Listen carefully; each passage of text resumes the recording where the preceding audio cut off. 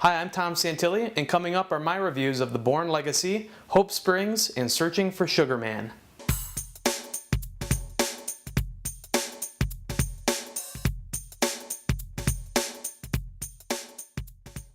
The Jason Bourne trilogy is one of the most popular and well-made action franchises in movie history, and this weekend the fourth installment, The Bourne Legacy, hits theaters. Unfortunately, it's missing way more than its star Matt Damon. This time around, Jeremy Renner is the central character. He plays Aaron Cross, and the film takes place kind of off to the side of the events of the third film, The Bourne Ultimatum. Edward Norton plays a higher-up in the CIA who has been tasked with putting a stop to the government programs that spawned Bourne in the first place. It seems Bourne wasn't the only one. This film fails to capture any of the excitement or originality of the previous films. The pacing of the earlier films kept me on the edge of my seat, but some sequences in this film had me slipping off my seat in boredom.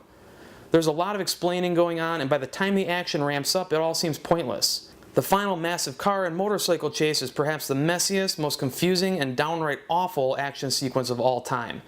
The Bourne Legacy tries real hard to be a Bourne film, but without Matt Damon it just feels like a cheap ripoff, and the ending is horribly unsatisfying. I give The Bourne Legacy a C-.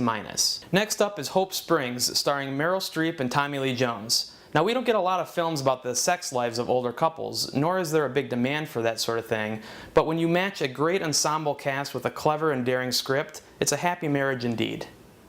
Married for 31 years, Streep's character signs her and her husband up for an intense, week-long marriage counseling session in Maine.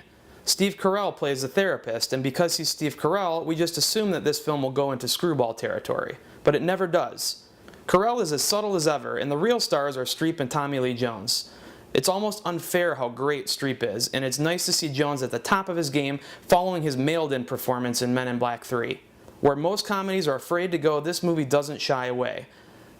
The two try to work on their marriage by exploring and rekindling their sex lives. It's played for laughs, but with Streep and Jones it comes across with a deep emotional punch as well. Now, this film may make some people squirm, especially younger audiences who may not want to hear about older couples talking about their sex lives and their wildest fantasies. But this movie is very funny and brave in how it handles the material. Meryl Streep is great, and unfortunately we're probably going to hear her name around award season once again this year. Tommy Lee Jones is also awesome here. I give Hope Springs a B+.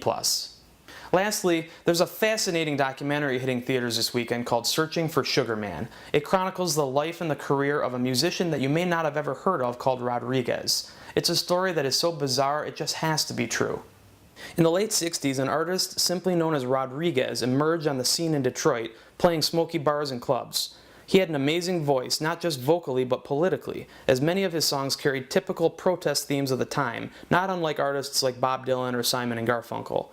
He was a massive flop in the US, but somehow, someway, his first album, Cold Facts, made it to South Africa, where he became a sensation. Talk to any South African about Rodriguez and they'll say that he's more popular than the Rolling Stones and that his Cold Facts album is right up there with the Beatles' Abbey Road. Little was known about the man Rodriguez, who was rumored to have killed himself on the stage. He never knew that he was a huge star overseas. The biggest mystery of all may be why Rodriguez never really caught on stateside. But Searching for Sugar Man is captivating storytelling and one of the best documentary films of the year. I give it an A-. Remember, you can check out all of my full movie reviews on my website, tomsantilli.com, and be sure to follow me as well on Twitter, @TomSantilli. Join me next week where my reviews will include The Campaign, The Odd Life of Timothy Green, and Whitney Houston's final film role in the remake of the 1976 film Sparkle.